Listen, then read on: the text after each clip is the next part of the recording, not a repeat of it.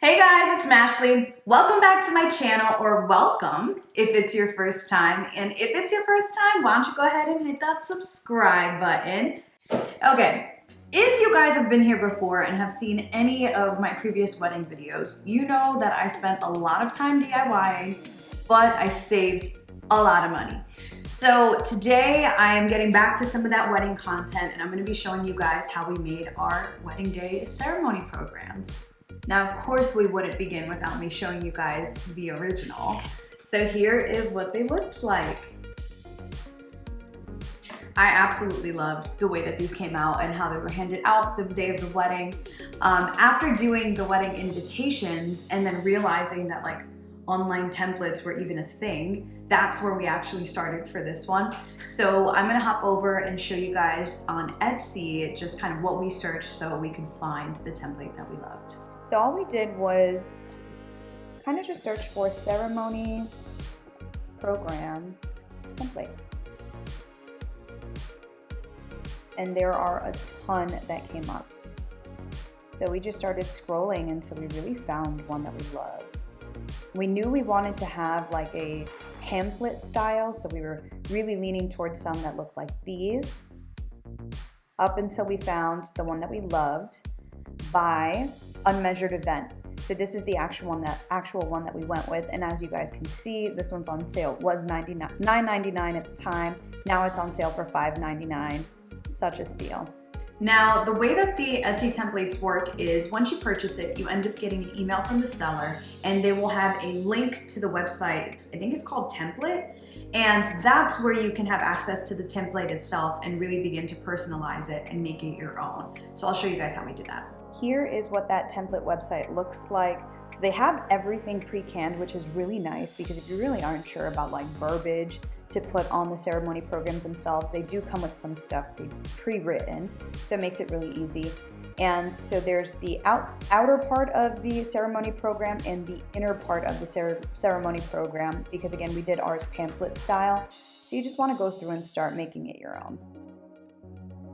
And then from here, you go up to the top, you want to hit download. You can download in 3 different options. I usually go PDF just because we're going to be printing these at home. And one thing worth noting, these programs took up an entire 8.5 by 11 size paper. So we didn't really need trim marks or anything like that because we don't need to be cutting anything. So we go ahead and just click create PDF. And here is what it'll look like. So we have that all set up. We'll go ahead and just print this. Now to print it, before you hit print, because these are going to be pamphlet style, we want to make sure that we hit the setting to print on both sides. And if you guys have the option, you want to print or flip on the short edge, just because the way that this is going to be read on the paper is going to be landscape style. So we'll print that. Here's how it came out from the printer. So we got our inside and the outside, and all you do from this point, we're gonna fold this in half. So we're gonna line this up perfectly, of course, okay? And then I usually start from the middle outwards.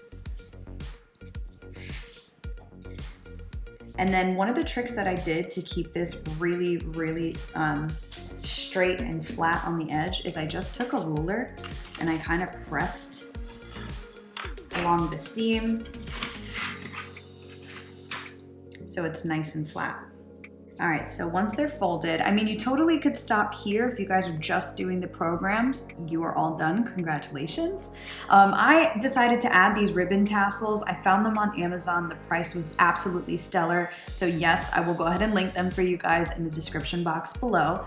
But I kind of wanted to make sure that everyone who got a program also got a little tassel. So what we did to kind of just make things easier the day of the wedding is we just added a hole punch towards the top and a hole punch towards the bottom. Don't do it too close to the edge. You want to come down about 1 inch. So we'll do just that. And from the bottom, same thing. You kind of want to leave about 1 inch margin. There you go. And I have a few extra from the day of the wedding, but these were so beautiful, you guys. I'll insert some photos at the end of today's video so you can see how the little tassel wands came into play.